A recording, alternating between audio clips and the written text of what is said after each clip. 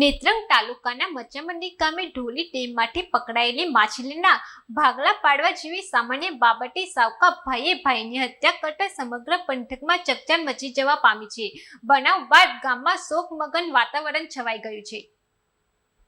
Police સૂત્રોમાંથી મળતી માહિતી મુજબ મચામડી ગામે રહેતા જયેશ રાયસિંગભાઈ કોટવાડિયા, પ્રવીણ ઉર્ફે રવિન રમણભાઈ કોટવાડિયા અને મંજુ રમણભાઈ કોટવાડિયા ધોલી ડેમ ખાતે મચ્છીમારી કરવા ગયા હતા અને તારીખ 5મી મે 2026ના રોજ સાંજના સમયે માછીમારી પૂર્ણ કરી તેઓ માછલીના સરખા ભાગ પાડી પોતાના ઘરે પરત ફરી રહ્યા હતા। તે દરમિયાન મચામડીથી આંજોલી જતા બળદગાડાવાળા કાચા રસ્તા ઉપર માછલીના ભાગલા મુદ્દે બંને સાવકાભાઈઓ વચ્ચે ઉગ્ર બોલાચાલી અને ઝઘડો ઉગ્ર બનતા જયેશભાઈએ પોતાના થેલામાં રહેલું શેરડી કાપવાનું કોસતું કાઢીને પ્રવીણ ઉર્ફે રવિન ઉપર હુમલો કર્યો। ગળાના ભાગે ગંભીર ઇજા પહોંચતા પ્રવીણનું ઘટનાસ્થળે જ કરુણ મોત નીપજ્યું। બનાવ બાદ આરોપી જયેશ ફરાર થઈ ગયો હતો અને હત્યાની જાણ થતાં જ આસપાસના ગ્રામજનો ઘટનાસ્થળે દોડી આવ્યા અને ઘટનાની ગંભીરતા જોતા ગુજરાત પોલીસના નેત્રંગ પોલીસ સ્ટેશનના પોલીસ ઇન્સ્પેક્ટર વીએસ વણઝારાએ ગુનો નોંધી આરોપીની શોધખોળ શરૂ કરી હતી। પોલીસે અલગ અલગ ટીમો બનાવી ટેકનિકલ સર્વેલન્સ, હ્યુમન સોર્સિસ તથા વિવિધ સ્થળોના સીસીટીવી ફૂટેજને આધારે તપાસ હાથ ધરી હતી। તપાસ દરમિયાન ફરાર આરોપી જયેશભાઈ રાયસિંગભાઈ